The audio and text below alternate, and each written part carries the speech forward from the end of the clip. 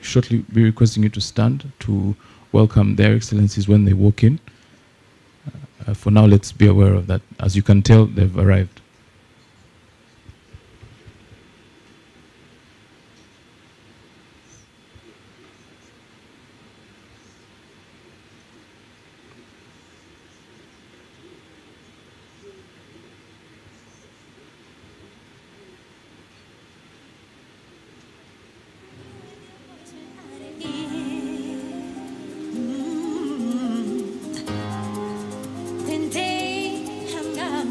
But you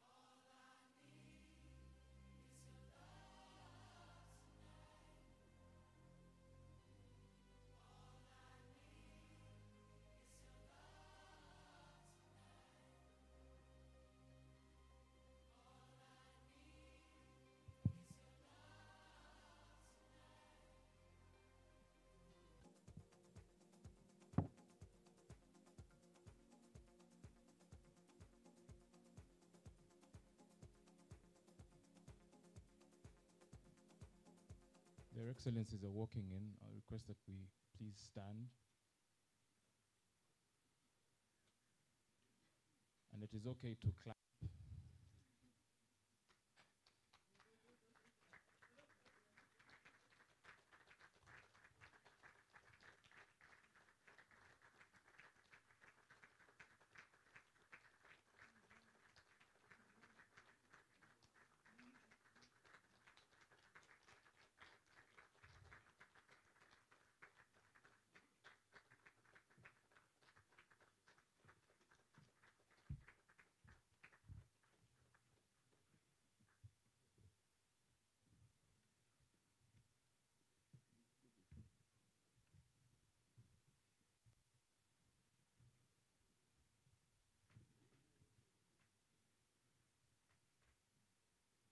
You may please be seated.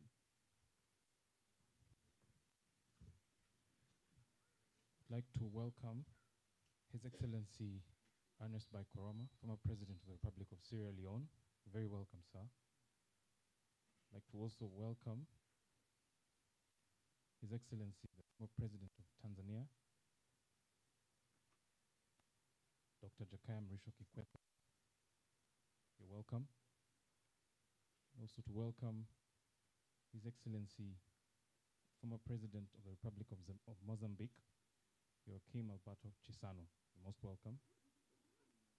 And former Prime Minister of the Federal Democratic Republic of Ethiopia, Right Honorable Haile Mariam Desalegn Boshe. You're most welcome. Thank you. So let's get this underway. And to speak on behalf of the convening organizations is the Executive Director of the Institute for Security Studies, Dr. Fonte Akum. Please welcome Dr. Fonte Akum.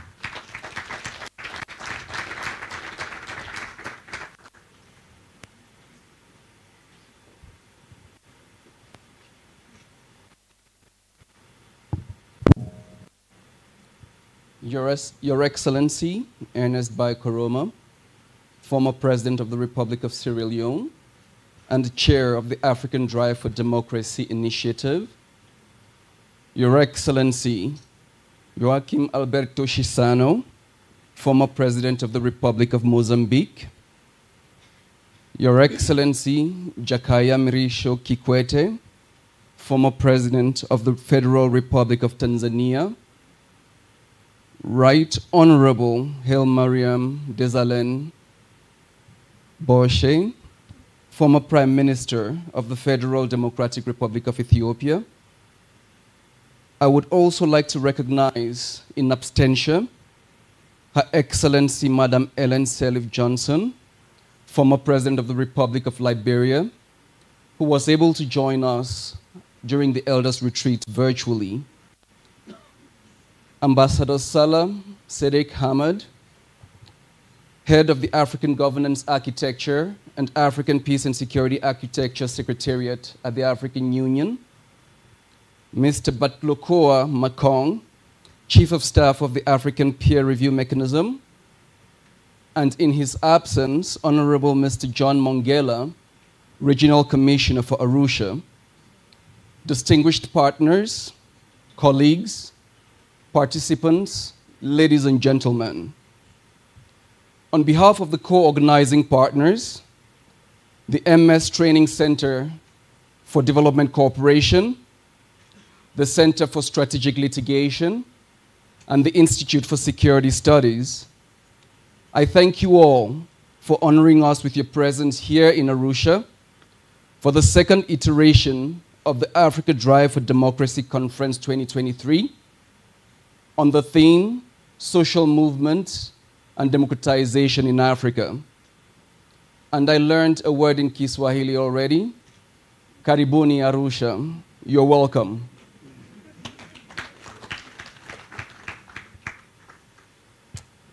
I'll get back to the second iteration, but before I do that, please allow me to speak to the context within which we are meeting today, and we would be meeting for the next couple of days as well. Last week, I asked a group of high-level diplomats to describe the current state of the world. There were 12 of them gathered in one room.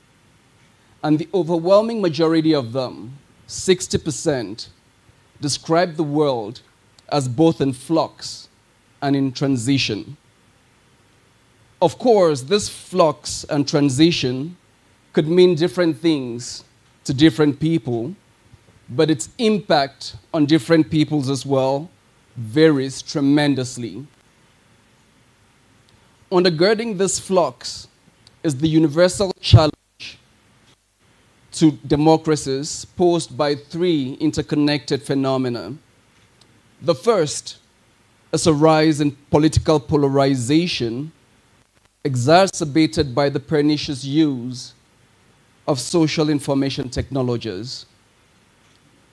The second is the use of legitimately acquired powers to capture state institutions. And the third is the growing disaffection with governance effectiveness.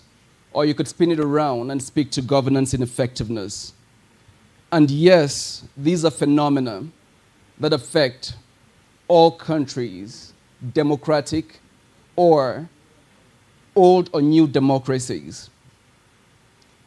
In 2020, against the backdrop of the COVID-19 pandemic, a new season of military coups opened in Africa.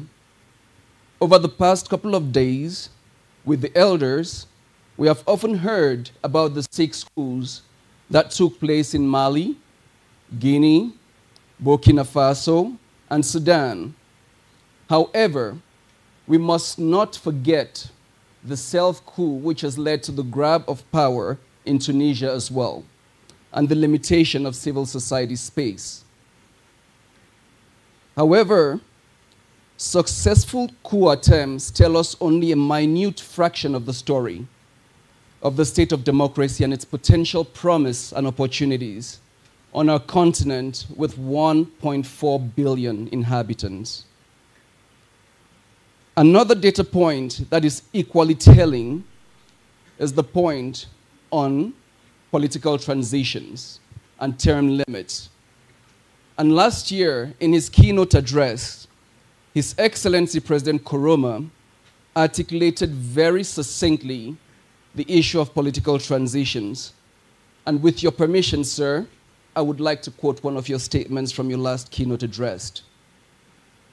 President Koroma said, democratic governance mostly thrives in settings where there is a collective approach to leadership. We would underline collective here. While those leaderships are willing to leave their footprints on the sands of time, there is an intergenerational approach to build a better and a brighter future. And here we are going to underline again the intergenerational component which he articulated last year. I would let that settle in. On the continent, while 21 African countries continue to uphold term limits, such as Benin, Liberia, Mauritania, countries such as Benin, Liberia, Mauritania, Senegal, and Seychelles have strengthened their term limit provisions over the past decade. At the same time, it's worth noting that you might actually strengthen term limit provisions while at the same time eroding political institutions. So we need to take care of those nuances. Excellencies, ladies and gentlemen, the African Drive for Democracy initiative is an African civil society-led endeavor which seeks to foster dialogue, networking, and joint action in order to advance and consolidate democracy in Africa. Our theory of change is very simple and premised on the assumption that if we can, in the spirit of connectedness and Ubuntu, actually get our resources together to build and sustain an action-oriented continental network for pro-democracy, we would constitute a formidable change-making force on the continent that actually end up delivering on the promise of peaceful, prosperous, and integrated Africa. This second conference actually draws tremendously from lessons learned while we were here last year. The first lesson we learned was that we actually have many elders in this African village. And therefore, this year, we opted to add in an elders retreat to our conversations. And the elders have been engaging with a bunch of thinkers and civil society actors over the past couple of days. And some of those reflections would filter into the broader conversation as well. The second observation is that the structure of this conference this year covers a broad swath of issues, which would allow us, in fact, to delve deep into the interventions that we seek to advance democracy in Africa, with a focus on action points that we would like to take with us. And finally, there's the broadening of the community of elders, African nationalities represented here. And this time around, we are sitting at 45, and we aspire to more next year. It definitely takes a village, Excellencies, ladies and gentlemen, to put all of this together. So I would like to thank the Swedish International Development Agency, a long-standing and genuine partner of African-led emancipatory projects. I would also like to thank the colleagues from Akina Mama wa Africa who are here with us today for their support, Luminate, the Ford Foundation, Freedom House, Humanity United at all, because we are truly grateful to for all of the support we got. I could not stop without thanking the colleagues from CSL, the colleagues from MST CDC, Juliana and Andrew, who is one of our Master of Ceremonies today. Thank you for the sleepless nights. The colleagues from ISS, Maram, Adivaho, and Rahel. This team actually represents the breadth of the continent, from Tanzania to Kenya to Cameroon to Sudan to South Africa and Ethiopia. These are all of the nationalities that contributed to making this possible. Sincere gratitude equally goes to the government and the people of Tanzania. Under the stewardship of Her Excellency, Dr. Samia Suluhu Hassan, the President of the Federal Republic of Tanzania, who graced us with her presence for the opening of the Elders Retreat. We thank them and are grateful for their tremendous hospitality. You know, this takes a mammoth operation, and we could not take the fact that the team from State Protocol has been with us from the very beginning. And they have worked with the teams from our elders to actually make this possible. And while we did not applaud for the others, I hope that we can give a round of applause to those who have allowed the logistics to happen.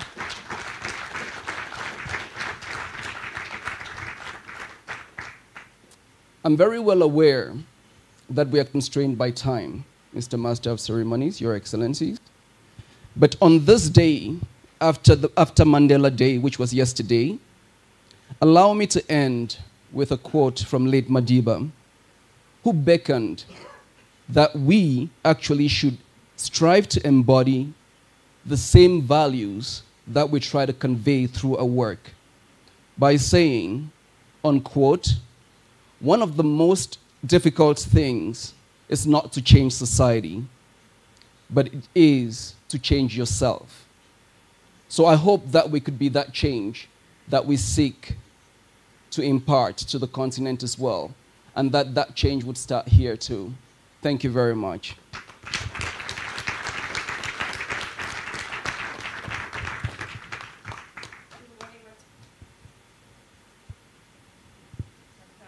Sabotage comes in many forms. Good morning once again, Your Excellencies and the delegates of this important gathering. We bring together here today people from all over the continent, some known faces, some new faces, some young faces that we haven't necessarily always seen in these spaces. But it's important that we are able to gather this way for the people who are going to lead and innovate democracy on the continent to engage in conversation this morning. And so this is made possible not through just love and determination and revolutionary spirit, but also through resources. And as was said before, we have a list of people who have contributed and donated towards this effort in order to make that happen. And I'd like to invite one of the representatives of those organizations, Ambassador Ulla Undren, who is the head of development cooperation in Africa at the Swedish Embassy based in Addis Ababa, to speak on behalf of the donors about why it's important to resource this kind of convening. Thank you so much, ma'am.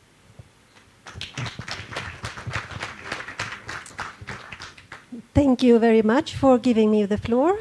Dear Excellencies, dear participants, ladies and gentlemen. It's a great pleasure for me to be here for the second time in this locality for the second Africa Drive for Democracy conference. On behalf of the financing partners to the conference, I would like to thank, first of all, the Center for Strategic Litigation, the Institute of Security Studies, and MSTCDC for organizing this event. It takes a lot of effort. Everyone who has been involved in this knows this. And of course, all the participants who have made it all the way to Arusha for this event. I think that's also very great. And also to the participants online for attending this important conference. The elders, the former presidents that are engaging in this drive for democracy. Thank you very much for leading this forward. And last but not least, the government of Tanzania, who are enabling us to be here today. As you are aware, the Afrobarometer shows in its surveys that people on this continent want democracy. And we want to support these aspirations. Free and fair elections, human rights, the rule of law, gender equality, transparency and accountability are the most important aspects of a thriving democracy. Sweden is pleased to support this agenda, not only at home, but also on the African continent. Democracy is not given. It has to be defended all the time, every day, every year. And we thank you for being here and for supporting the Africa Drive for Democracy that is so dear to us all. Thank you so much. Thank you.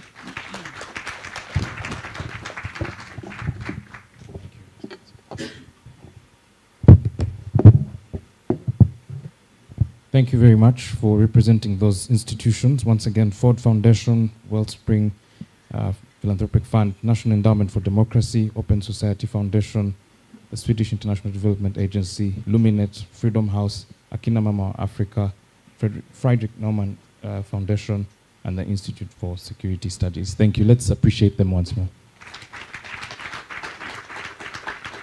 As you are aware, this event is also happening online. The conversation is also online.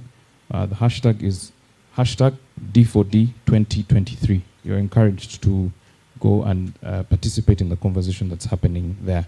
This will continue throughout the sessions that are coming as well. If you do not already know, you have a QR code on your tag, on your name tag.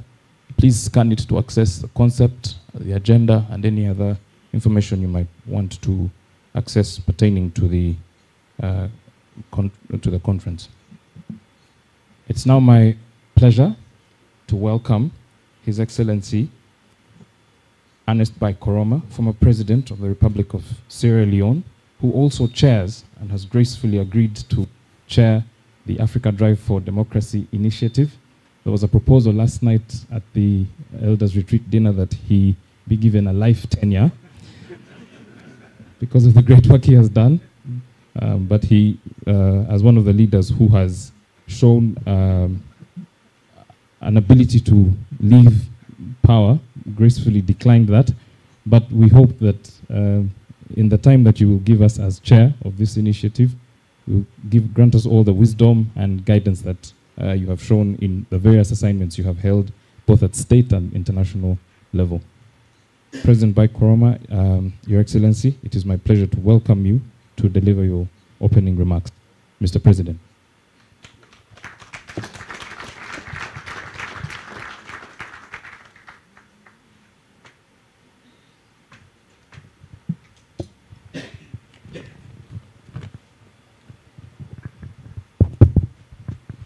Thank you very much. Mine is to welcome all of you to this conference and also to thank you for being here. In the typical African tradition, I would have just organized a bowl of cola nuts and passed the cola nuts round.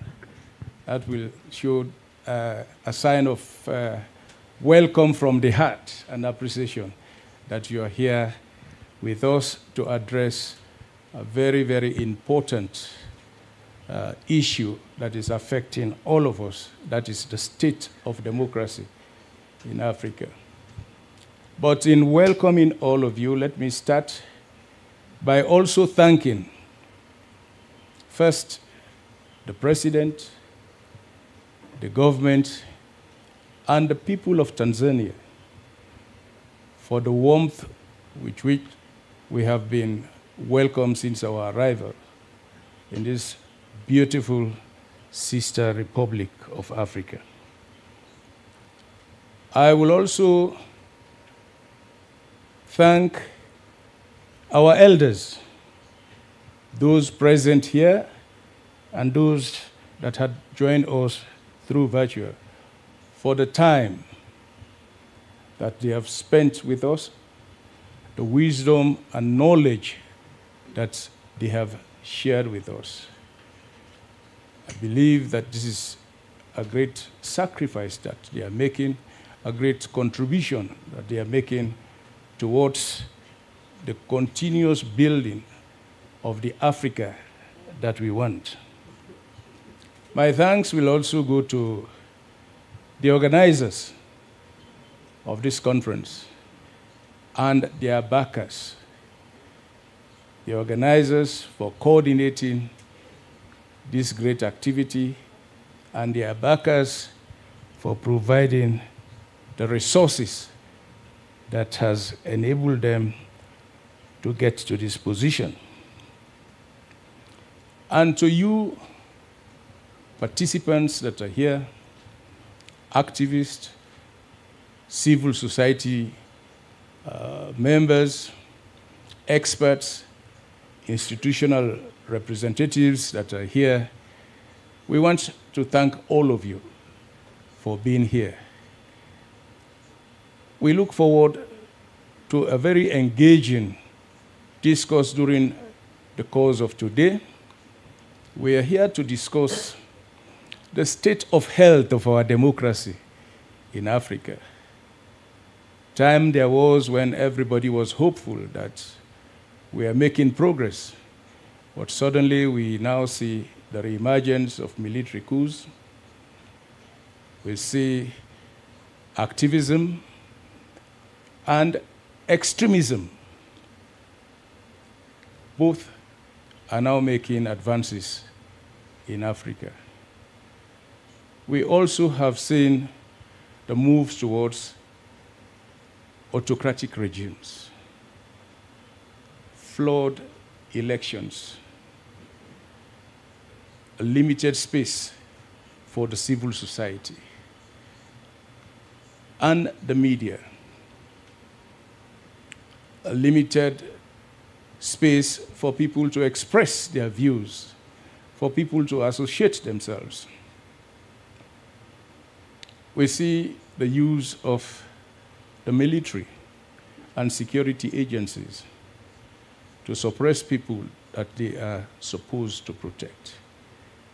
That is why we are here to address these issues I don't want to go into details at this point because we have elders that will be addressing these issues, and we have experts that will be contributing, so that at the end of the day, we come out with resolutions, proposals, and action plans that will help us to continue to build the Africa that we want.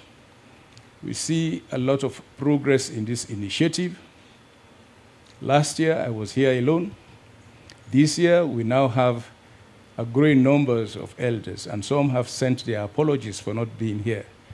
And we hope next year we will have as many elders representing or participating in this conference, and as we now have participants.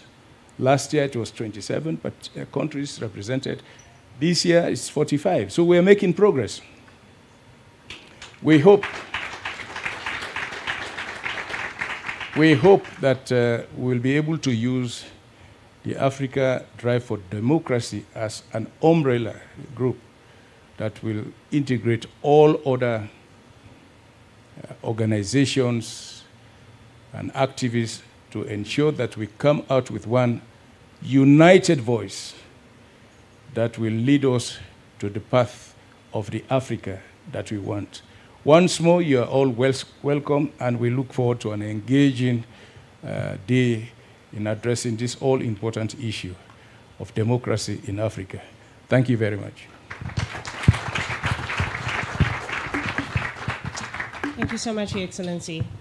We're going to move swiftly on to our next contributor, because I know that we have a wealth of knowledge that's going to come from different parts of your inputs as the elders of this convening.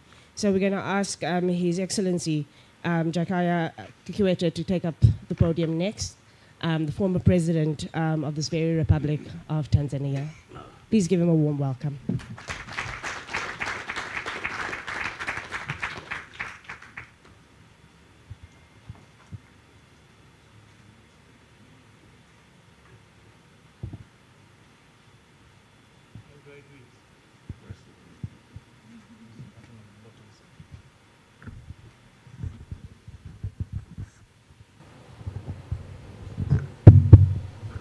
Yours is better. Your Excellency Ernest Bai Koroma, former President of the Republic of Sierra Leone and the chair of the Africa Drive for Democracy Initiative, Excellency Joaquim Alberto Chissano, former President of the Republic of Mozambique, Your Excellency Haile Mariam Desalegn, former Prime Minister of the Federal Democratic Republic of Ethiopia, Madam Makena, Executive Director of the MS Training Center for Development Cooperation, Dr. Fonte Akum, Executive Director of the Institute for Security Studies, Deus Rwemamu, Chief Executive Officer of the Center for Strategic Litigation, fellow invited guests, ladies and gentlemen. I'm deeply honored to be invited to join in this important conversation about the state of democracy in our dear continent, Africa. At the outset, I would like to use this opportunity to commend the conveners of this important conference for a job very well done. This conference and the retreat that preceded it the last 2 days has been a great success. But in a special way, let me use this opportunity to salute Your Excellency Bai Koroma for your leadership of the initiative and its inception. Yours has been an outstanding leadership and mentorship that has enabled this initiative to reach this far. Excellencies, Like yourself, I'm a firm believer in democracy and its inherent ability to guide our continent to the promise of Africa we want. The commitment to democratic governments and governance systems underpinned by peace, shared prosperity, and collective ownership of the development agenda, which I believe is the surest way to overcome the multiple crises facing our continent at the moment. I served my dear country, the United Republic of Tanzania, for a period of 10 years, 5, before passing on the baton to me. Enhance the capacity of the democratic state to deliver on its development mandate.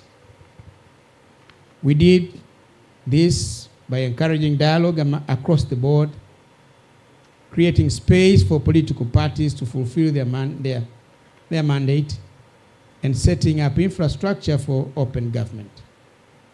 That was also the time when we saw blossoming of the media, increased role of opposition parties, as well as widened scope of the general citizenry participating in decision-making through the parliament and civil society. Ladies and gentlemen, I picked up many lessons on this journey. Firstly, fostering democracy is a process, one that requires continuous stock-taking, critical assessment of progress, and candid feedback. It is precisely for this reason that I opened up my government to review through the Africa peer review mechanism and encourage critical assessment of our democratic performance. We also became part of the open government, the global open government movement. Secondly, democracy thrives where citizens and leaders openly debate their independent views on the state of affairs and maintain their commitment to accountability. Critical review and debate, in my humble opinion, including with those who may not necessarily agree with, is necessary for Africa's democracy to thrive. Your Excellencies, I'm cognizant of the many challenges that confront democracy in Africa. Some of these challenges are daunting, but not insurmountable. It is for this reason that I welcome this discussion on the state of democracy in Africa. We can no longer continue to hide our heads in the sand. We must talk about matters that irritate us, singly and collectively. It is my sincere hope that during the course of the day, participants to this conference will feel free and open to share your experiences and insights on the state of democracy on the continent. Also that you will be forthcoming in providing recommendations and suggesting practical solutions. Don't just complain. It serves no purpose. Complain, propose solutions. Otherwise, if you simply complain and no solutions, you are simply an activist in the streets. Here is a forum where raise the issues, but help in getting solutions to those problems.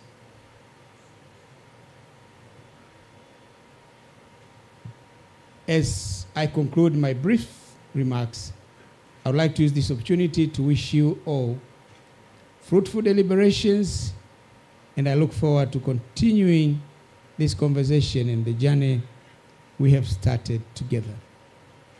It is now my singular honor and pleasure to invite His Excellency Joachim Alberto Chissano, former President of the Republic of Mozambique, to deliver the keynote address. We are lucky to have you, Your Excellency. President Chissano has amazing experiences on democracy and governance. He inherited a country. It was sudden. President Samora died. And then he was chosen president. He worked so hard to end the civil war in Mozambique. And he initiated the process of building a multi-party state in that great nation. Mr. President, welcome and share your experiences with us. Thank you.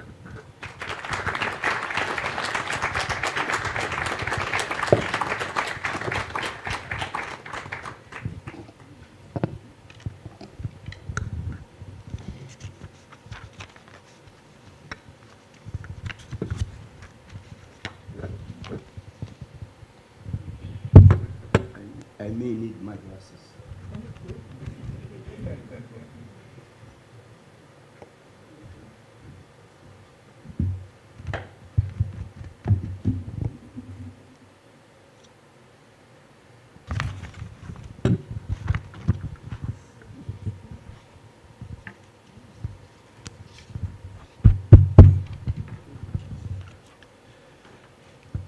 Former President of the United Republic of Tanzania, Your Excellency Jakaya Kikwete. Former President of Sierra Leone, Your Excellency Ernest Bai Koroma. Former Prime Minister Haile Mariam Desalegn of Ethiopia. The Honorable Regional Commissioner of Arusha.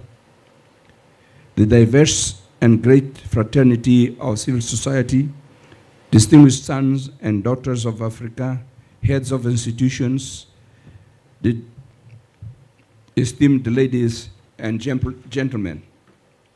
It gives me great pleasure to address this most important and timely gathering of the citizens of this great continent and our friends from across the world. The organizers could not have chosen a more symbolic venue and country for such an engagement. Younger generations might not know, but the United Republic of Tanzania played a decisive and pivotal role in supporting the liberation struggle of Africa. As a next-door neighbor to the south, Mozambique can attest to the frontline contribution that our host country made towards undoing the yoke of colonial subjugation and interference, not just for Mozambique, but for the region and beyond. For this selflessness, we say, Asanteni sana.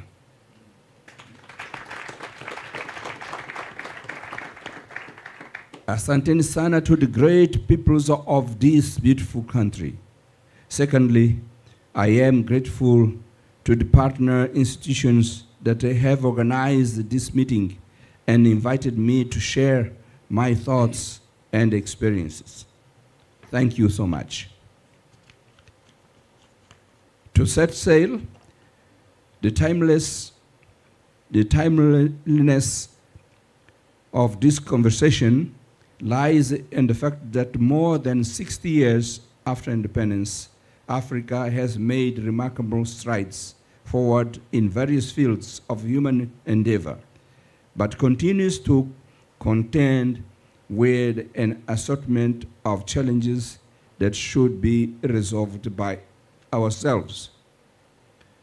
And while we revel in the progress we have made, we must be alive to the fact that this has not been without missteps and outright catastrophes, most of them totally avoidable.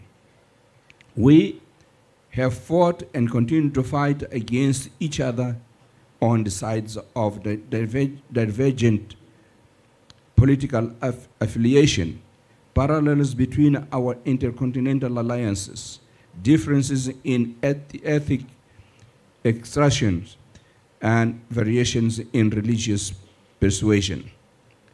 Emerging and present-day challenges like jobless economic growth, the scourge of inequality, the climate emergency, armed insurgency, and burgeoning that amplify questions about how well we have governed ourselves and what the future portends.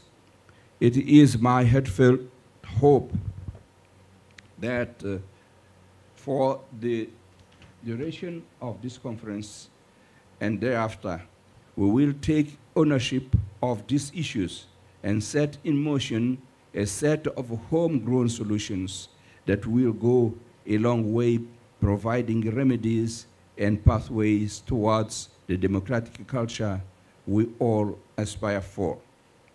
To set sail, I am enthused by the name Africa Drive for Democracy, not only because of its ingenuity, but for the impetus it carries and the urgency it conveys. Democracy should not be a theoretical concept reserved for ivory towers. It should be a lived experience that has tangible application to the realities, fears and dreams of every African child, women and men.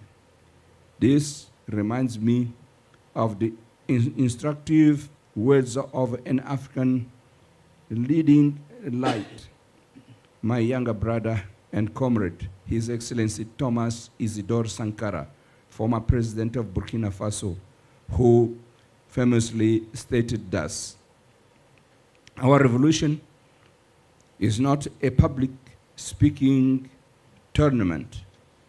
Our revolution is not a battle of the phrases. It's not a battle of fine phrases.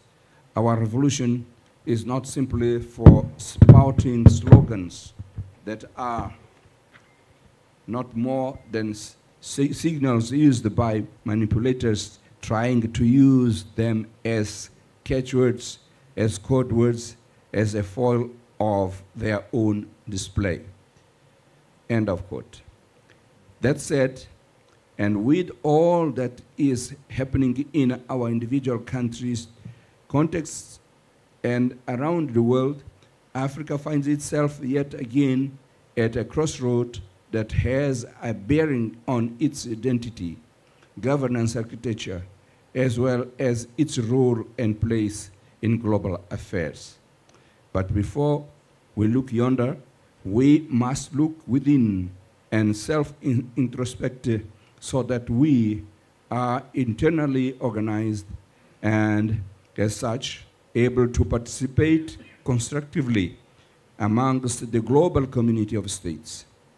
Post-conference, through the Africa Drive for Democracy network, the resolutions we will adopt should be able to craft viable and sustainable solutions. At this point, I wish to contribute some experiences, conclusions, and thoughts based on my service in statecraft back home and various efforts at peace building in our continent's hotspots and the world. As you may well be aware, my country of citizenship is one that weathered more than its share of tragedies, as well as one that has registered high points of achievement. Our Mozambican storyline is not that different from other countries, after all. First, a democratic culture can only thrive where people's representatives and leaders possess strong political will that practices and encourages virtues like restraint, tolerance, and service. It is not beyond the pale to say that if the protagonists in my country for example, had exercised restraint, tolerance, and were service-oriented, we would not have suffered through an interminable 15 years of bloodletting. These three virtues could have saved us and spared several countries the horrors and destruction of civil war. Therefore, long before institutions are formidable and established, the political will of individual leaders is a crucial ingredient that the drive for democracy network should espouse. Secondly, and following out of the first point, is the importance of processes and institutions. We must appreciate the limitation of our human nature and safeguard our societies by adhering to processes and institutions. There are many things I would have loved to do, even out of good intentions, but my Attorney General would quickly come into my ear and say, Mr. President, that is not legal. And I would each to respond with the words, I am the president. But that little voice would warn and counsel me about the importance of nurturing institutions and respecting processes. The strong democracies we admire in the West have gotten to that level of stability and maturity because they adhered to processes and respected institutions, which has led to the creation of non-derogable systems. Thirdly, from our vantage point as elders who are participating in this process, we have a duty to play the role of mentorship and guidance to emerging leaders so that they do not have to stumble in the same ways we did in our time. We owe, well, at this point, I remember that it was here in Arusha, I think, where we met with the President Nyerere when he was already out of office, but he was always close to us who were still current presidents. And he said, we cannot boast that in our time we have done a good job. We have respected all the principles.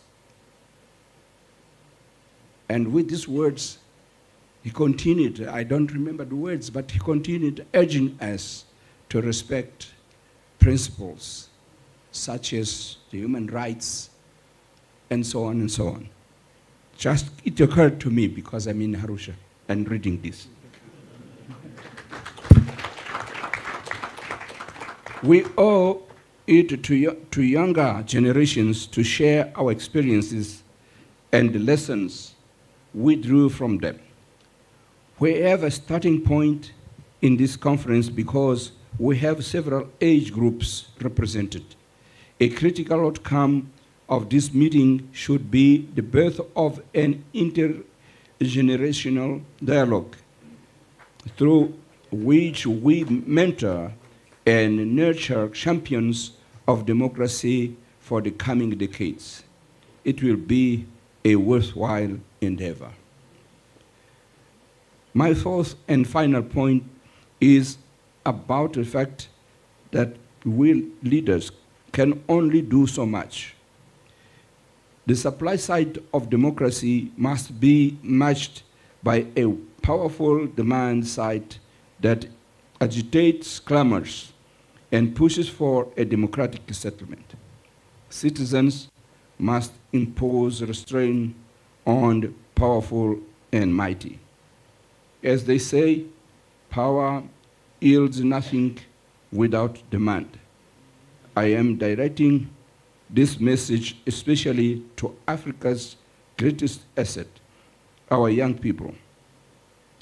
At the time we were engaged in deliberation efforts, we were not as privileged with the tools that the digital revolution and advances in computing and transportation have afforded your generation.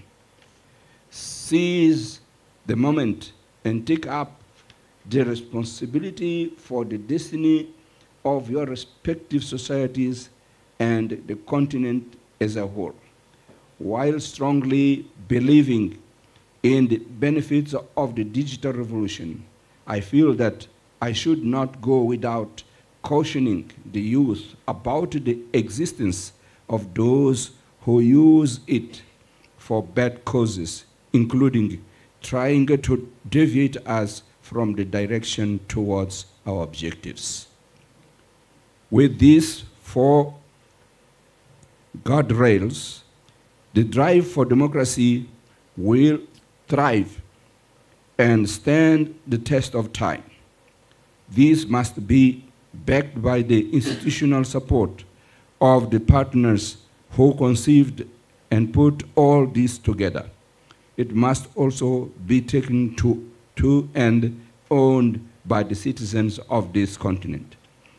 As I work towards a conclusion, I look forward to listening to and participating in the various themes that may be put together by the convening organizations, because they are relevant and contain urgent questions that the pro-democracy community should provide sufficient answers to.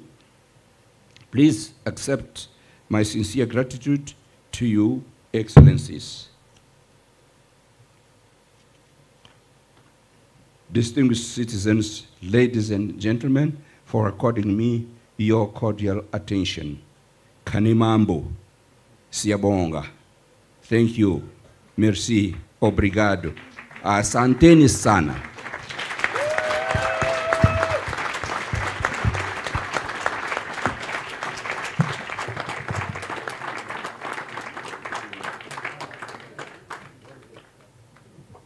Thank you very much, Your Excellency, former President of the Republic of Mozambique.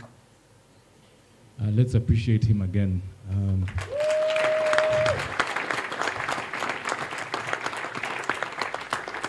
I would actually, if you never attended any humanities class, you've just gotten a lecture on political science, law, constitutionalism, human rights, public affairs, and all these things. Let's stand. I request that we stand and appreciate him. Let's appreciate him again. That's for you, Mr. President.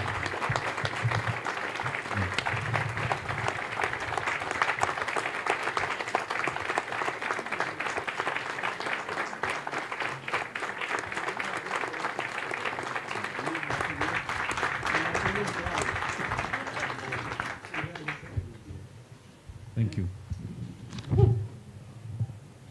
And the four things will go a long way in forming the outcome documents and guidance for the future of this initiative.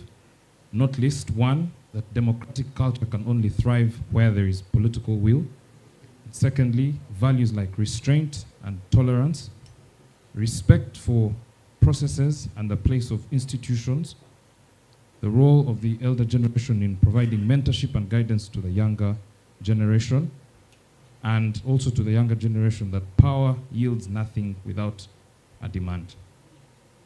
We will now constitute a panel that will feature their excellencies who are already on stage. And I'd like to invite the moderator for that session, Jude Caberia. Are you here? Yes, you're welcome. You have a mic that has been assigned to you up there. And Jude will tell us more.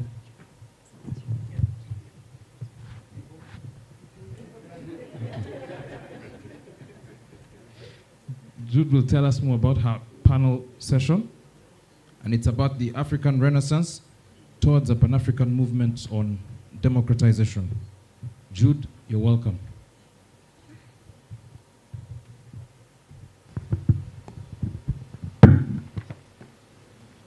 Good morning. My name is Judy Kaberia, Frederick Naumann Foundation Senior Project Manager, and I'm really humbled to be here to moderate this session. And the stage has already been set. Issues that have brought us here today is to look for the local solutions. And I like the fact that we are looking for the local solutions to strengthen our democracies. At the same time, we've been urged to close the book of Lamentations and look at the book of Revelations to see what is the way forward for us. So we cannot keep on lamenting and lamenting. It's a high time we opened Revelation to see where this dialogue is taking us.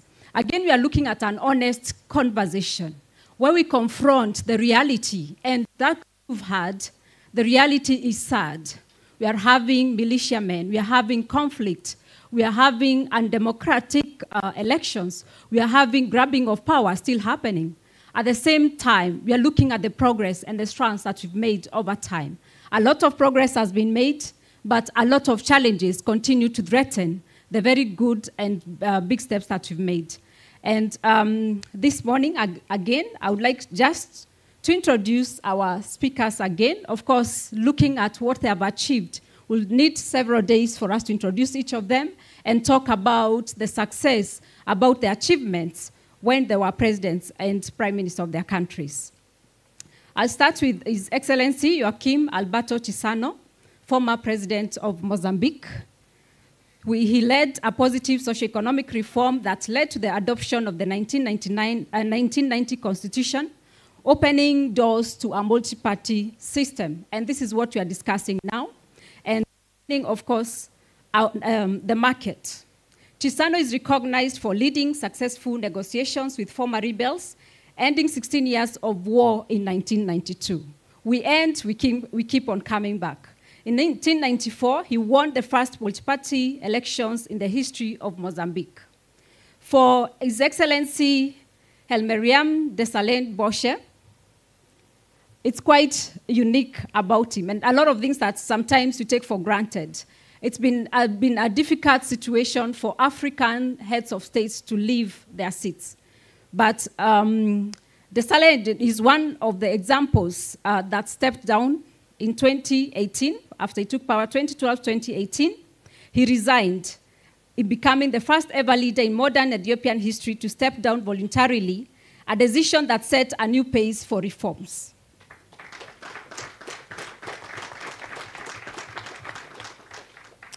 During his 4 years in office, Ethiopia saw an economic growth rate of over 10%. His Excellency Jakaya Mrisho Kikwete was Tanzania's fourth president between 2005, 20, and 2015. He anchored his leadership on development in Tanzania and looked at regional cooperation. And when I come to Tanzania, I just remember these are the big brothers for Kenya, last election. Those songs keep on ringing in my mind, bringing peace amidst the storm of a disputed election. So talking about peace and election, again, Tanzania has really played a big role in regional cooperation. In his several other positions as a minister, His Excellency Kikwete played a crucial role in fostering peace in the Great Lakes regions, especially in Burundi and Democratic Republic of Congo. His contribution to education and gender empowerment to date has left remarkable impact. So, and now listening to all of them and the issues that they have brought to us here is looking at the future. So now I'll take my seat and then I'll direct questions to each one of you. Thank you.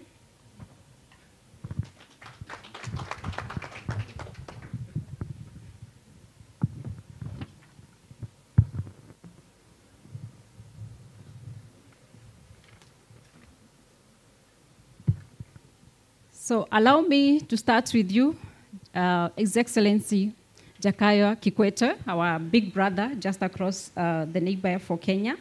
In your tenure as the fourth president of Tanzania, Your country, of course, made significant strides towards democratization. How can Tanzania's experience, be used as a model that other African states, for example, can look at, especially now that we are talking about this conversation of ensuring that we achieve democracy in Africa?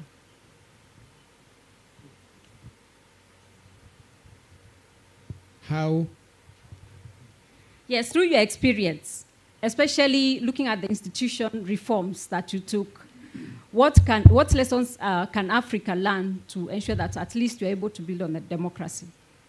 Well, it's a difficult question for me to answer because I cannot pretend that what we have done is the best and that everybody should follow us. It is up to those who look at what we have done and see if there is anything useful that they can pick from us. Countries are different, situations are specific. Of course, democracy remains universal. But the specific things that you do in building a democracy will definitely differ according to the. As we're saying, we were a multi-party state. After independence, very early on after independence, and the argument has been that even when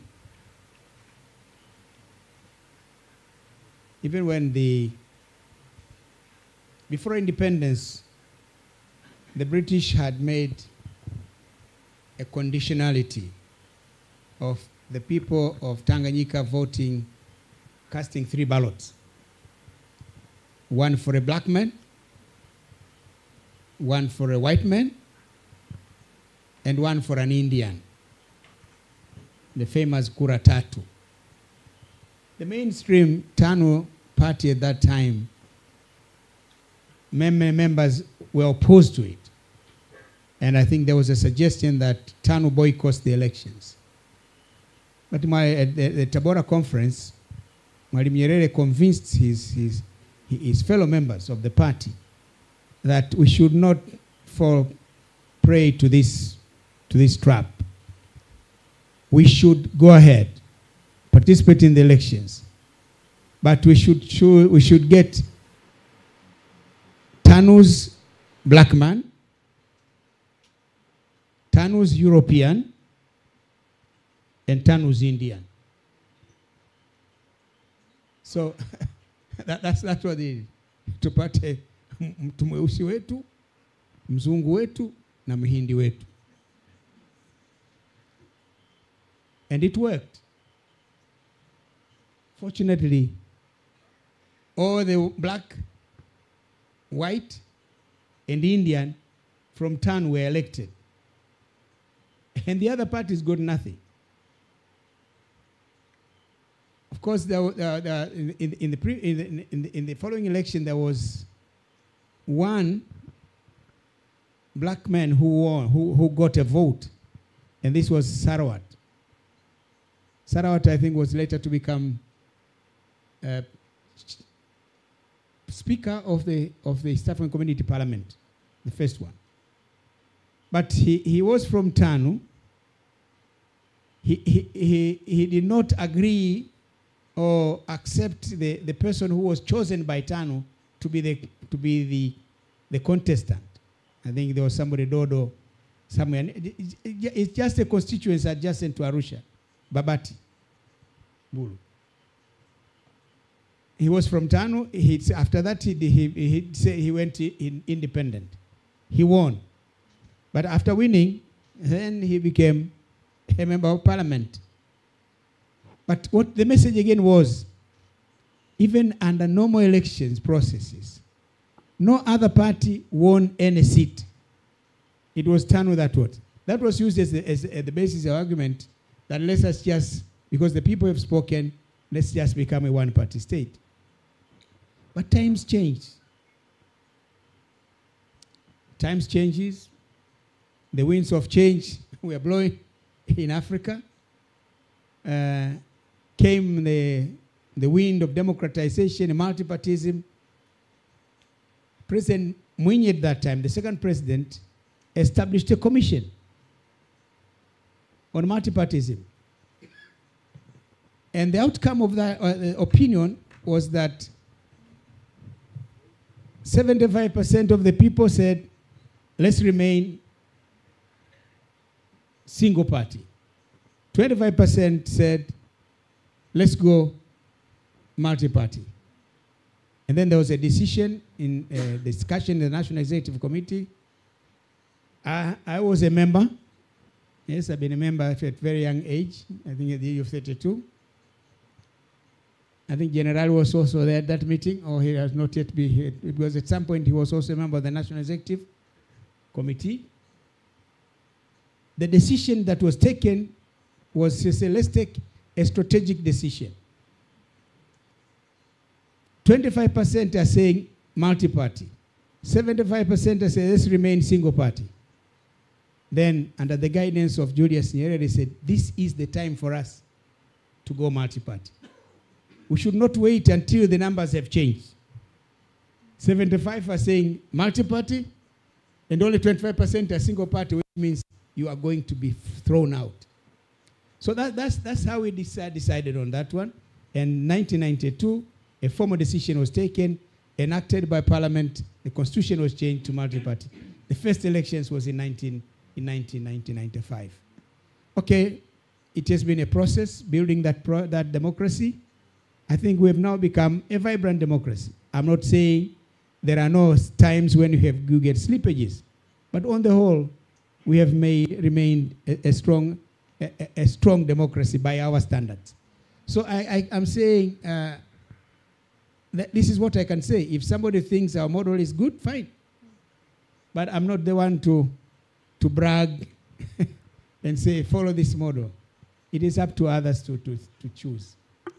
Thank you very much. Of course, democracy and opening the space for the rest is one of the things that we really are struggling to grapple with. So, Your Excellency Joachim, I'll come back to you later, especially when you talk about matters of peace.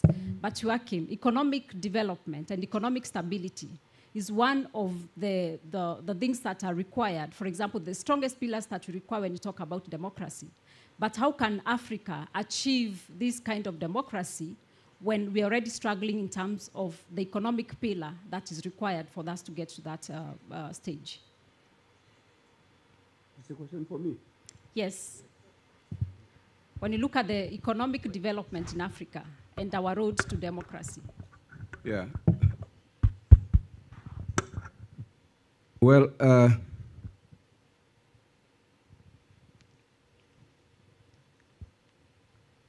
we even were not yet a multi-party country. We had not adopted multi-partyism when the war stopped, when we reached this peace agreement, and we stopped. We stopped when we had a very high toll of poverty. I would say more 70% of our people were living in the abject poverty. When the war ended, our country was ravaged. Bridges, roads, railways, power lines, power stations, hospitals, schools, almost everything destroyed. So we had poverty and this destruction. But at the same time, we were aspiring to develop the country because that was the objective. So we had to decide how to set priorities. And said, no, it's very difficult to set priorities. Let us do the three directions at the same time, not wait. First, reconstruct the country at the same time as we are looking for means of putting the people at work to decrease their level of poverty, and at the same time creating wherever possible some basis for development. Of course, education was one of the bases. It was during that time that discussion about multipartyism was going through all over the world. And the French were busy visiting their colonies and preaching a multi-party democracy. And I participated in, by the way of the La Francophonie, African France cooperation. I participated in some of the meetings.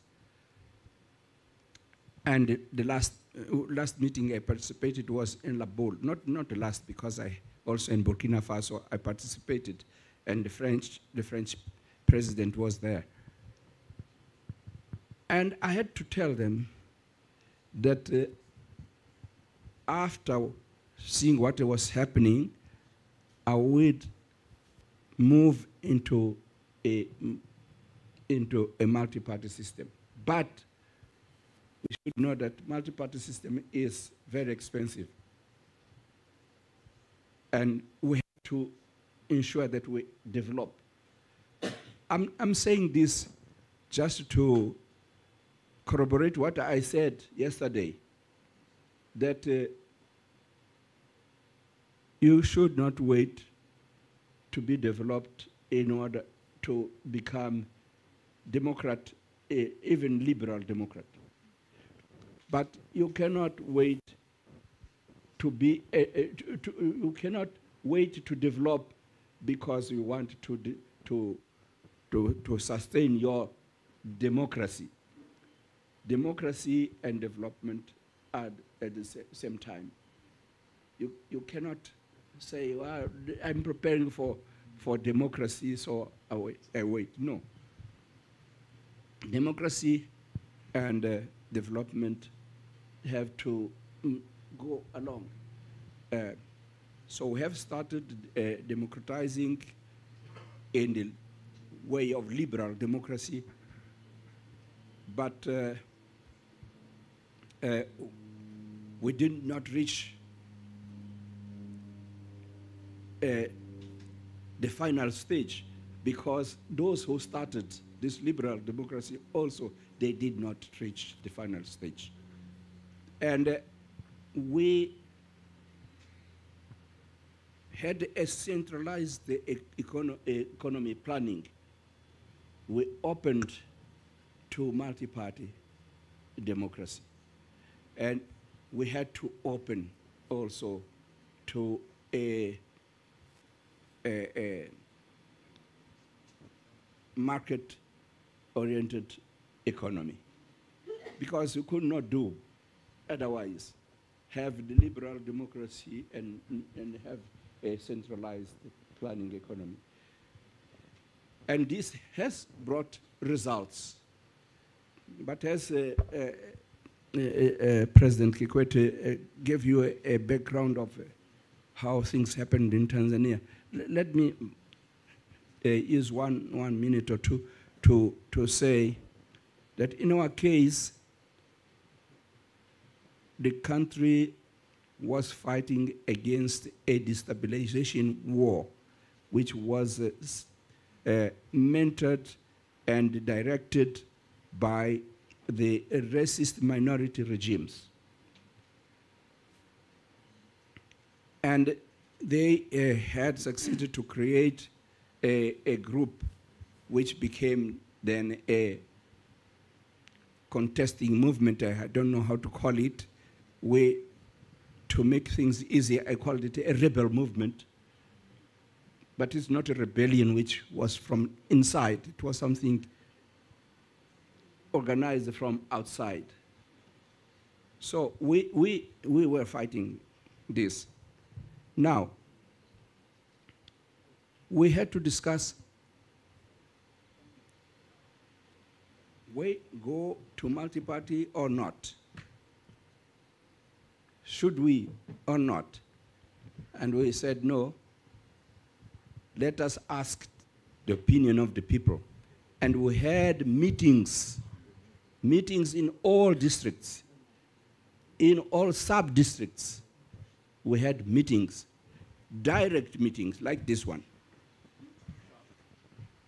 And the people would talk.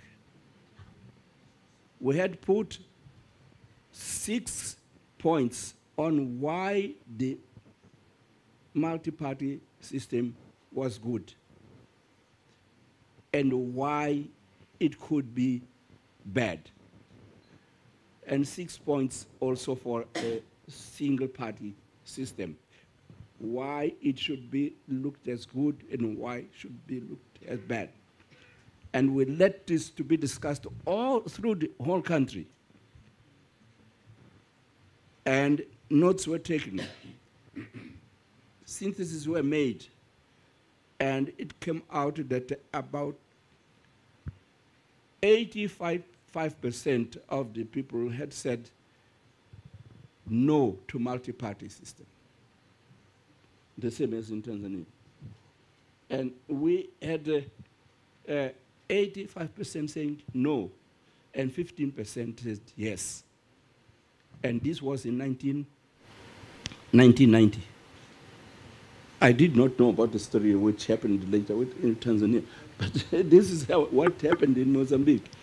They said, the majority said no to multi-party, and the minority said yes.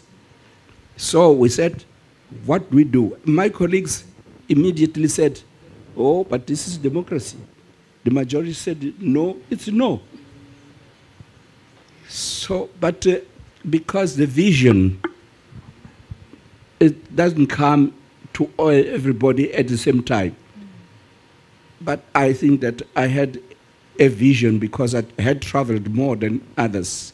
I had interacted with the world. And so I had that vision that if we don't change now, someone is going to make us change. And we will lose our leadership, our ownership of the process. So I said, we have to listen to the minority and open space for the minority also to act. 15% is a big number. So let us put them. After all, if we are strong, we believe we will win the elections anyway. So why shouldn't we open up? And we did open up. Yeah, thank you so much for that. Commitment, of course, goes to that. Thank you so much.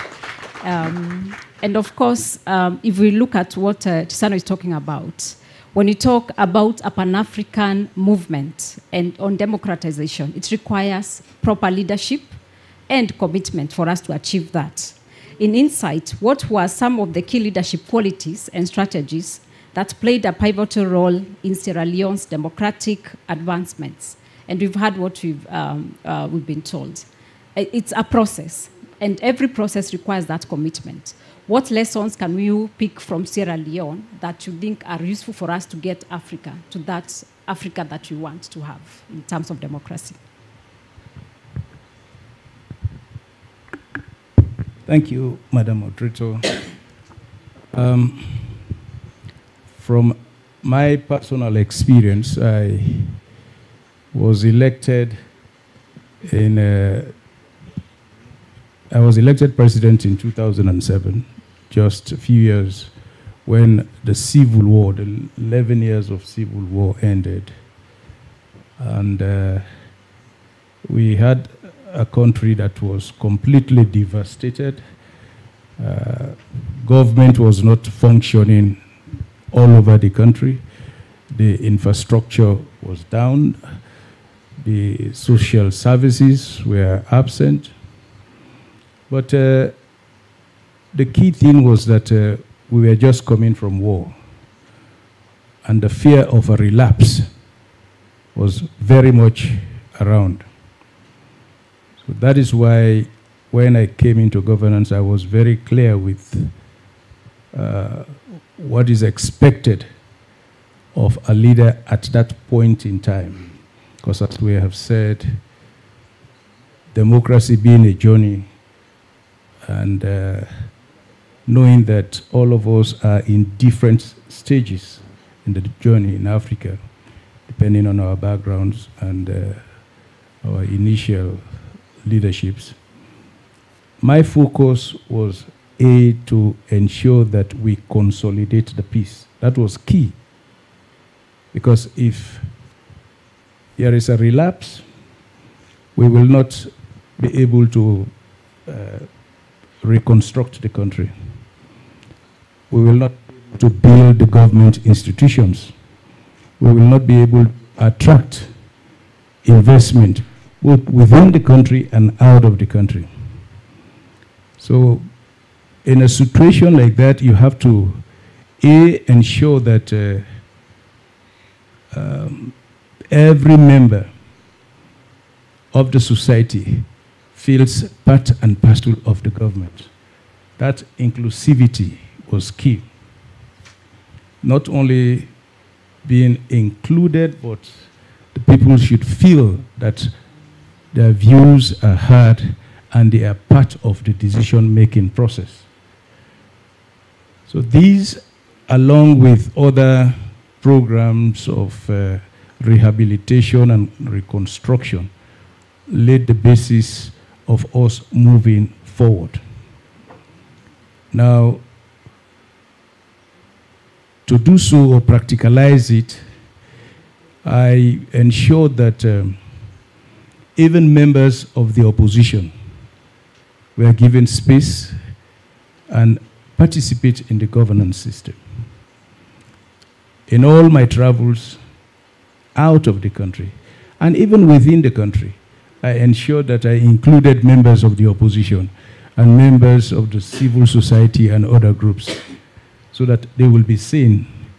I remember when I visited the UK, it was then Gordon Brown that was Prime Minister, and Alistair Darling was the Chancellor of the Exchequer, so was Minister of Finance. We visited the Exchequer, and whilst introducing the members of my delegation, I introduced the leader of the opposition in Parliament. And Alistair said, "You're traveling with the leader of the opposition?"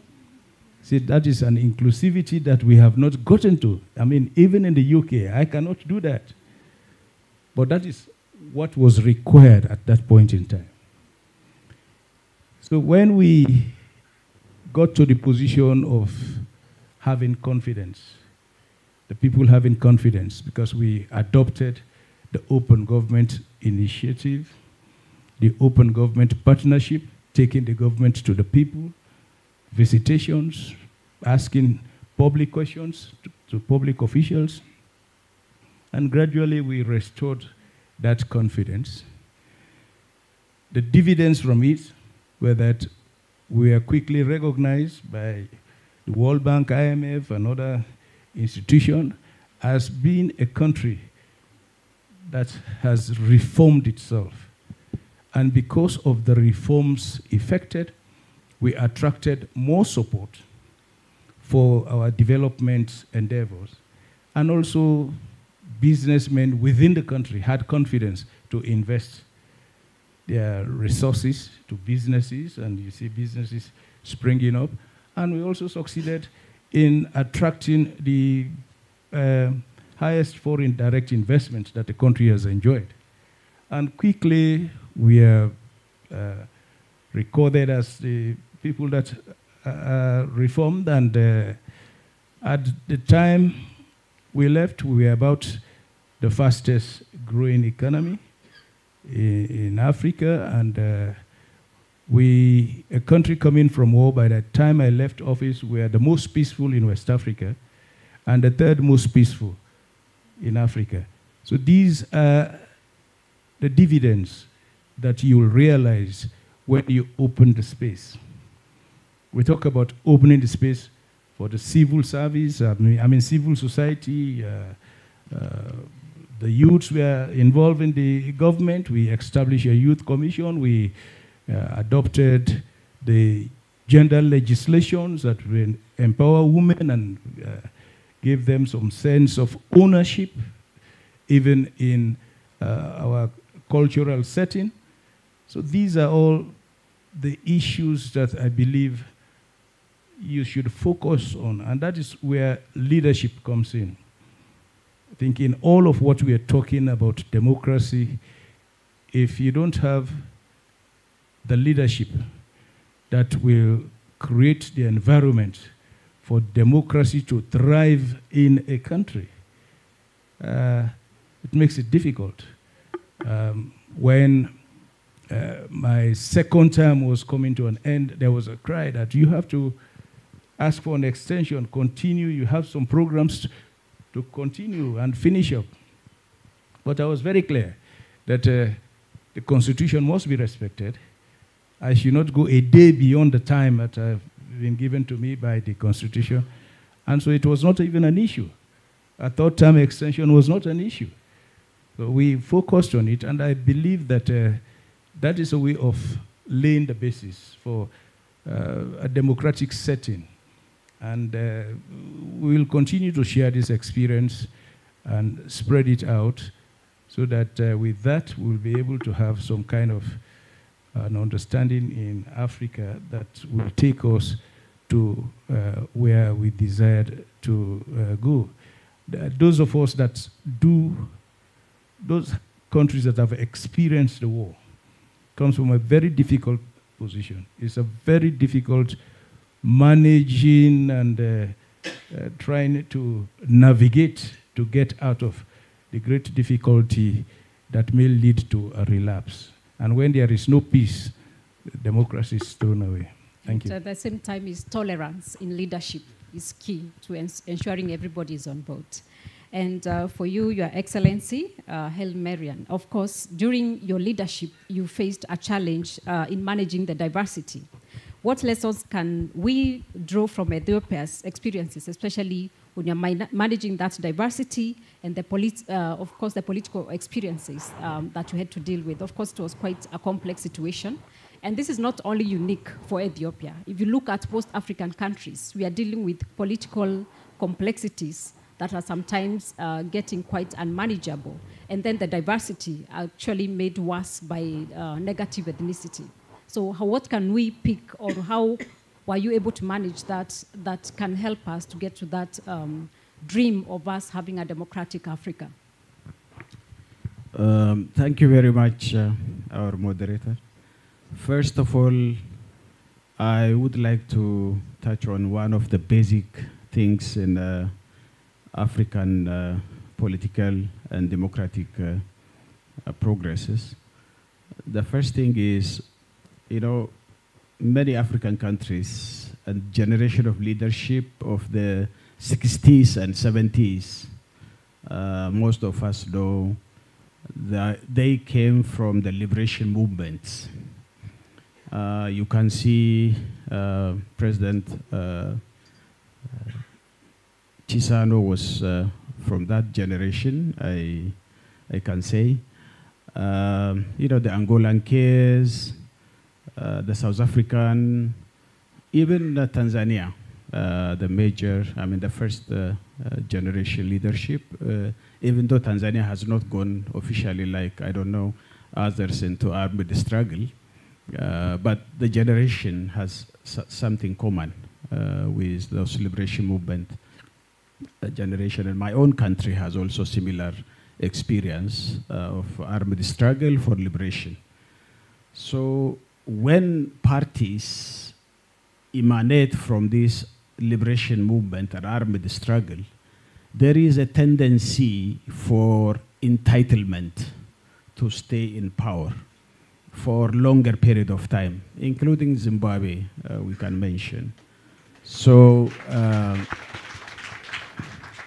I think even when we all introduced multi-party democracy in our respective countries, the culture of the parties has a big impact on, you know, how to democratize the nation and move forward on economic transformation.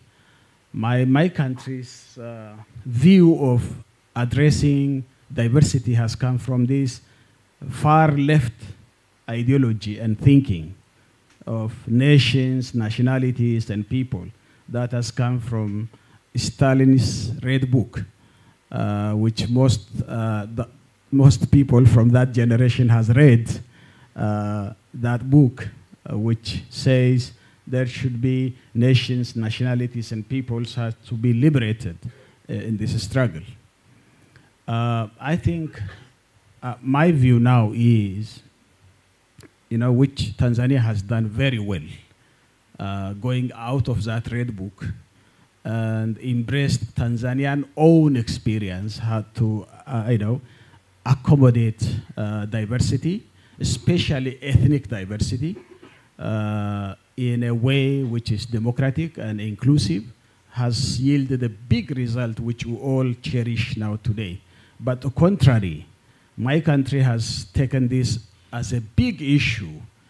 If you want to have, our philosophy was, if you want to have a strong country, you should have nations, nationalities, should be given a right up to secession, which is in the Red Book, which I was mentioning. And the only constitution maybe in Africa which has an article which says nations and nationalities has a right up to secession. And I think this kind of thing in a very, backward, poverty-stricken countries, when you have elite group who can use, ultra-nationalist agenda, which can bring, divisions among ethnic groups, doesn't work.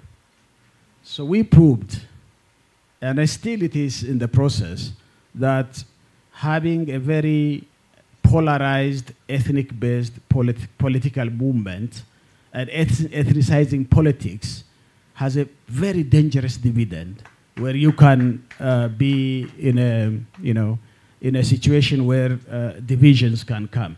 So, in the first place, democracy is all about accommodating interests. There are diversities of interests, and the only governance system that can accommodate these diversities is democracy. So when you democratize in a proper sense, rather than be also very careful that there should be an intergenerational dialogue and cooperation, so that the wisdom of the old also is very important than only the young people leading the country. So I think we need to have an intergenerational dialogue and intergenerational support to each other, so that all compositions of the society, sections of society can be involved, not only young, but women, elderly, and the leaders of the past as well. So I think that is how it happened, and I hope my country will come much more successful. But don't forget, those left-winged leaning parties has also delivered on economy. And my country has delivered 15 years of double-digit growth. That has been appreciated by many. But as President Chisano said, democracy and development go hand in hand. Up with technology. And one of the things that we know we are getting the young people is when you talk about technology. I know TikTok and all that doesn't make sense, but this is where we are finding the young people. So how can we use technology to increase participation of the younger people, not just to vote, but also to participate for leadership? And of course, that issue of talking about generation. And how will the older generation then be able to pass that knowledge in the manner that the young people understand for us to breed a group of young leaders for the future? It's not an easy question to answer. I think, first of all, it is important for every society to find ways of grooming its young population, so that they can become good, responsible, and productive citizens. So if that would necessarily mean the leaders using TikTok to do that, But I think we need to have more serious ways. I think the first thing is to make sure that young people get good education. That is what is going to make them become productive citizens. If they are they've got good education, they have the good skills, then they can become productive citizens. And this, again, is a factor or a function of the education system that you have. But that's one. But if it is a question of you only think about mobilizing them for elections, then you could talk of mobile phone messages and so on. But it is much more than that. It is much more than that. How as a nation, and as of course as nations, but more and more so, but the political parties. Because I can take my own personal experience that, well, I've been an activist at school, at university, but what brought me into the mainstream of the national politics is when our party decided that the highest policy making and decision making organ of the party, they should also have young people in it. They should have representation of women. Because prior to that, it was just election. Every region elects one person to be a member of the National Executive Committee and the Central Committee. But there was this deliberate decision taken in 1982. Reforms of the party, 1982, and then they decided, let's say 5 seats for young people and 10 seats for women. This is what gave an opportunity for some of us now to move in. Had it not been for that, I would have remained in the barracks, or I would have remained a government official or a party official. And it is through this line that we were able now, I was able to become a member of the National Executive Committee, but also within the youth movement of the party itself. Because I can say through that youth movement, I became president. Anne Makinda became Speaker of the National Assembly. Abdurrahman Kinana became the Speaker of the East African Legislative Assembly, Minister of Defense. You have so many of those who were in the youth wing of the party, where actually that is where a lot of the grooming and training of young people actually was happening. So that is where you have to lose the methodology. But otherwise, the TikTok thing, and in TikTok there is so much. Some of these actually they're not even worthwhile. They're not even worthwhile. They derail the thinking of young people. Yes, and these days they even preach some of the things that we consider in African culture and traditions as blasphemous, but the Western culture considers them as human rights. So I think we need to do that then.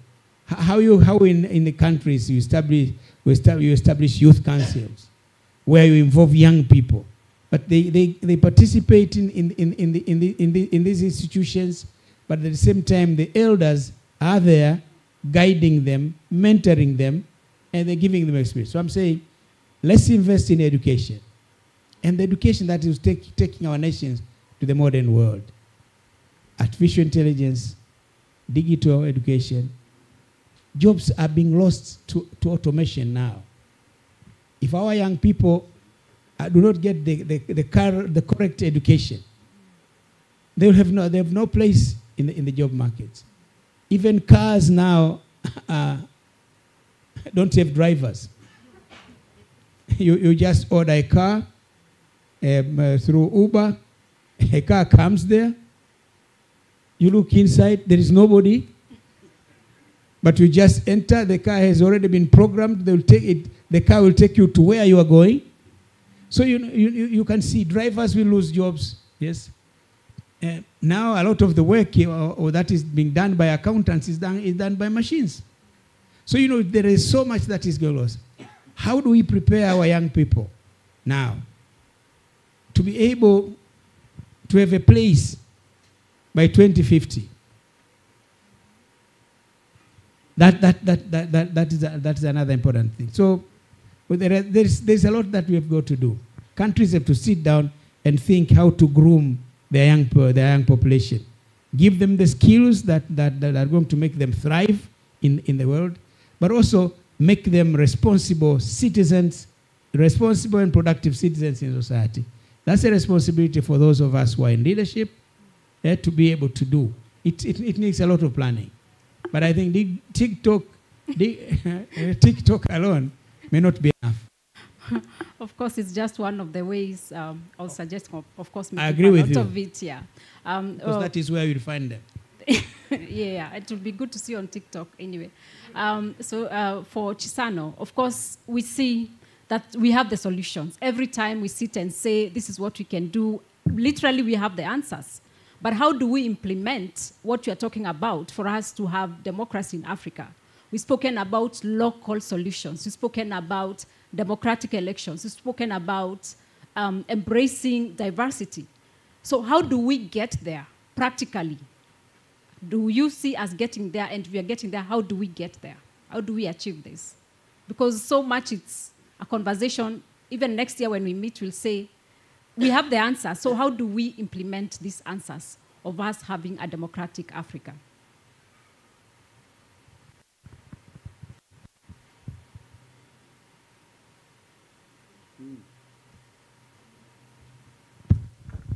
So we'll have about 1 minute each because I'm told time is not on our side.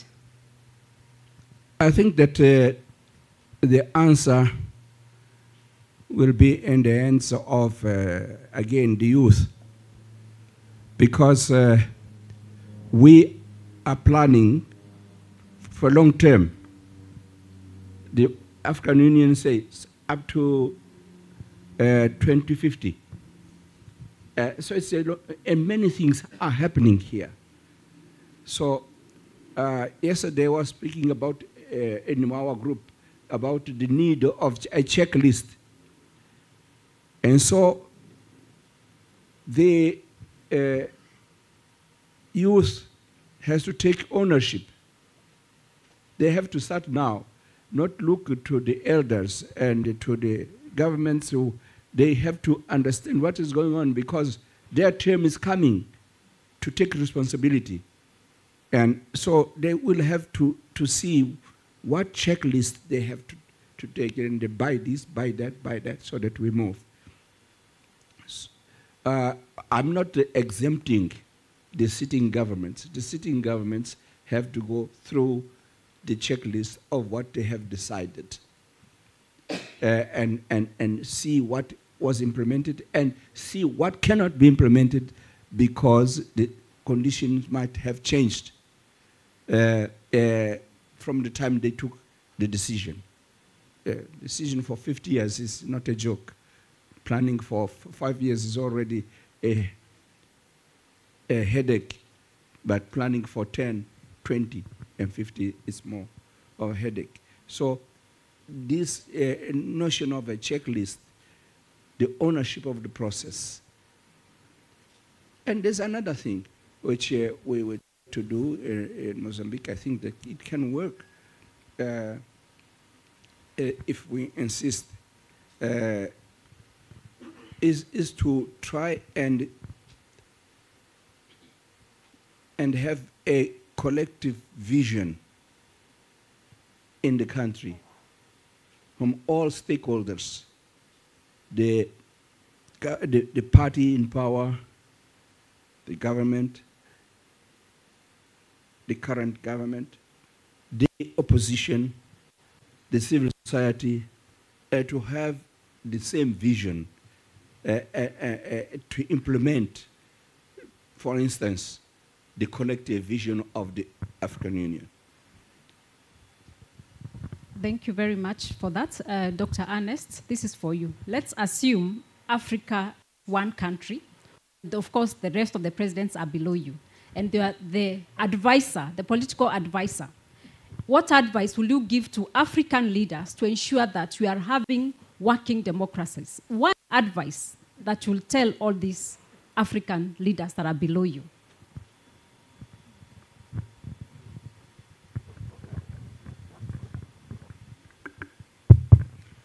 I will advise them to be democratic leaders. And by being a democratic leader, you will make room for inclusion in your government. You will make room for a participatory kind of engagement in the inclusion. You will also not go the way of a state capture of institutions of government. Give the judiciary their freedom and independence, where you can, if the building up of a strong judiciary, and the legislature independent and very strong. The elections management bodies should also be independent and strong. It should be well resourced, because that is where the catch is. People will say, a president will say, you want your independence, go find your money. And often it is not adequately resourced. As I will advise my president to ensure that the electoral commission of the country is adequately funded and given the resource that is required. The security agencies should be professional in what they do. They are there to protect lives and properties, not to harass civil society members, not to harass opposition members, not to harass people that express dissenting views. And I will let the president focus on building up our youths, because across Africa, we now have more than 60% of our population being youths. The data tells us half of the world's youths are in Africa. So we have a great responsibility to mold them to be useful citizens of tomorrow, to give them the proper education, health services, and exposure that will help us to harness that number to something that is productive. We also have more than 50% of our population as women. How do we engage and empower the women? We have had examples. So when I was president, most of the people that did very well, or the best of performers in the institutions, were women. So that is why I think it should be given more opportunity. And make your environment attractive enough for investment, both local and international.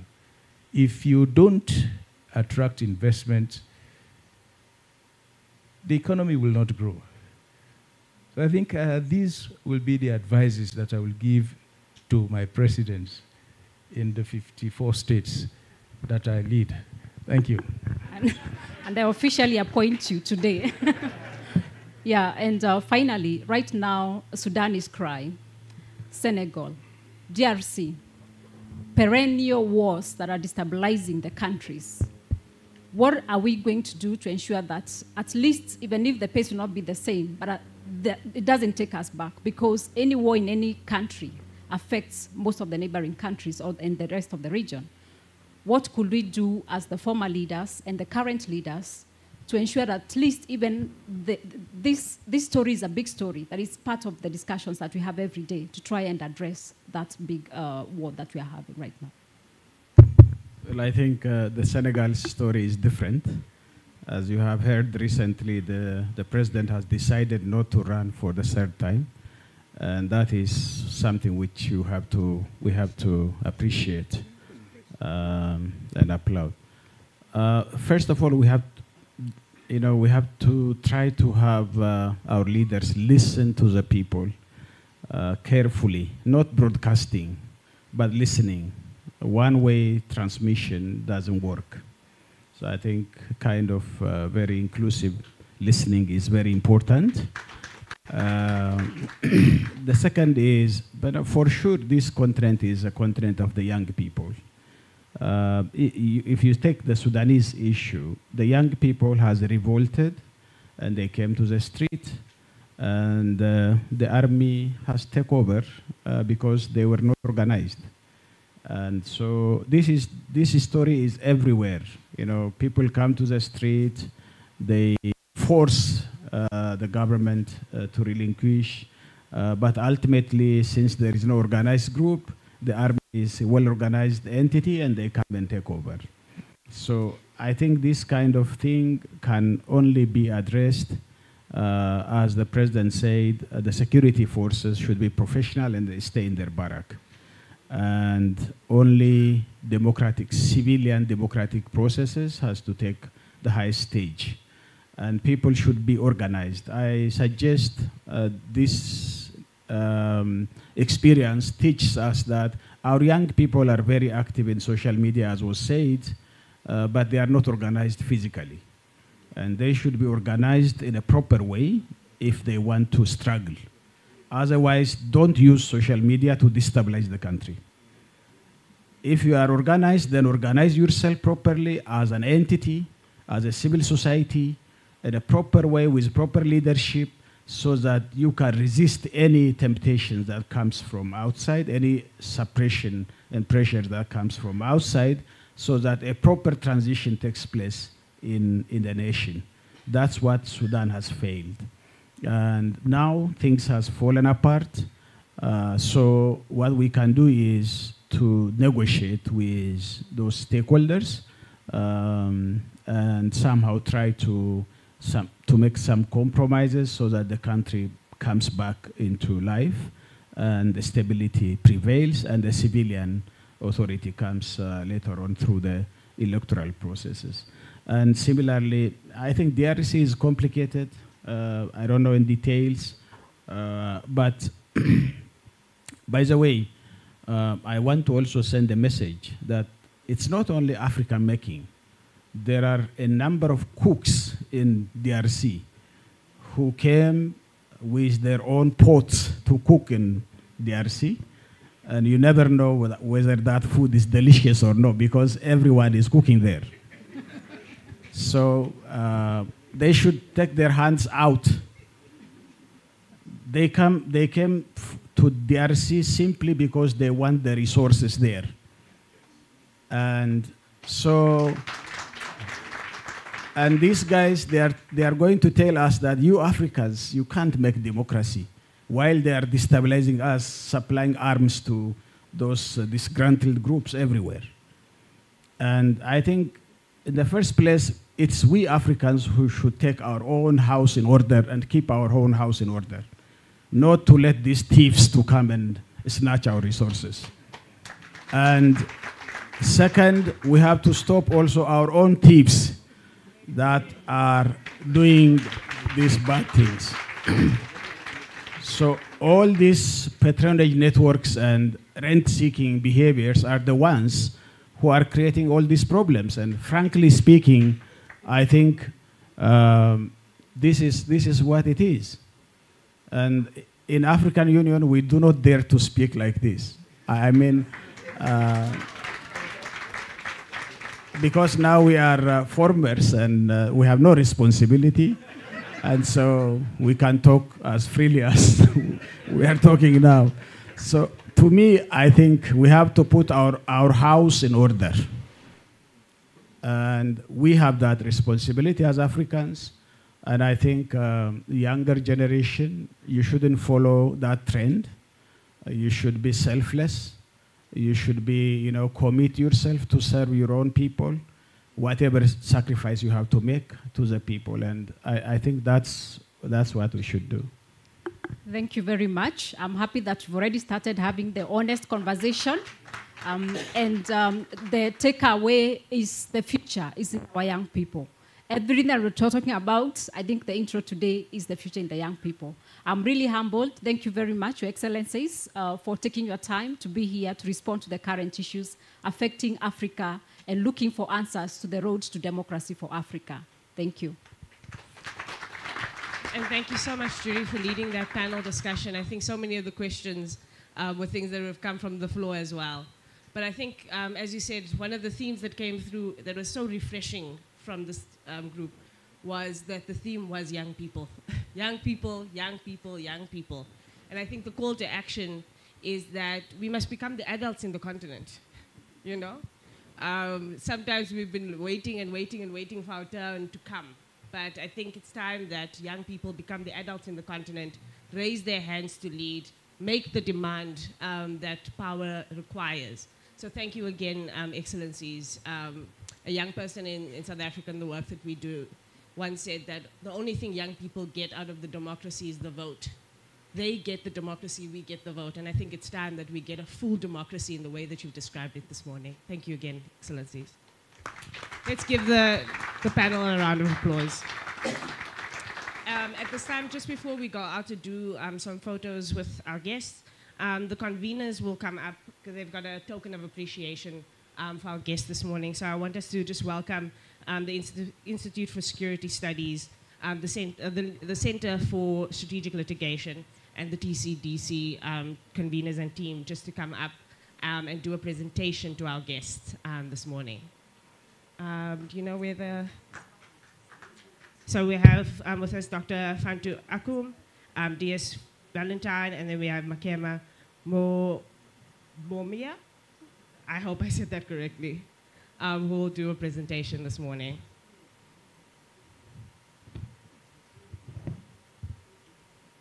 I'll let you know when to clap.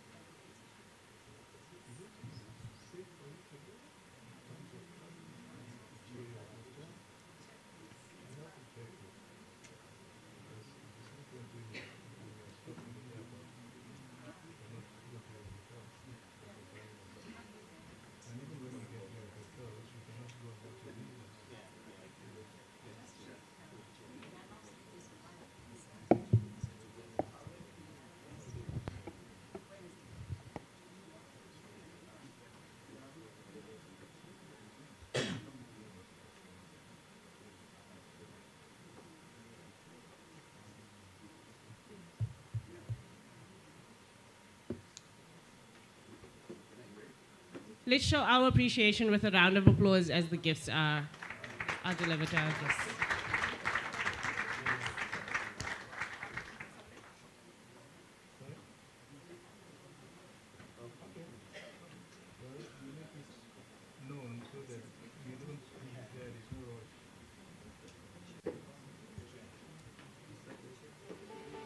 So while we're waiting, just to let you know, we'll be taking the photos outside in groups.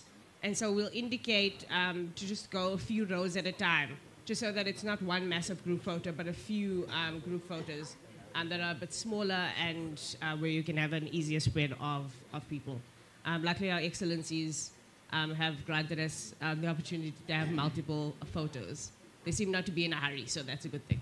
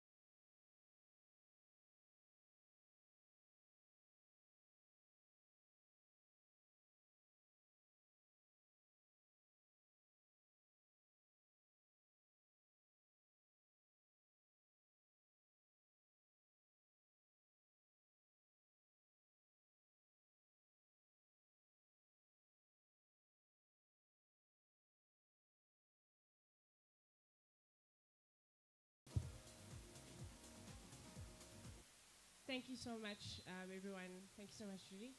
We're now going to proceed to go to the outside. There's some chairs set up for your excellencies, and we will then have 3 rows at a time. So the first 3 rows that are here, we're going to ask you to proceed outside to where the chairs are after His Excellencies have gone outside. One more round of applause for our guests.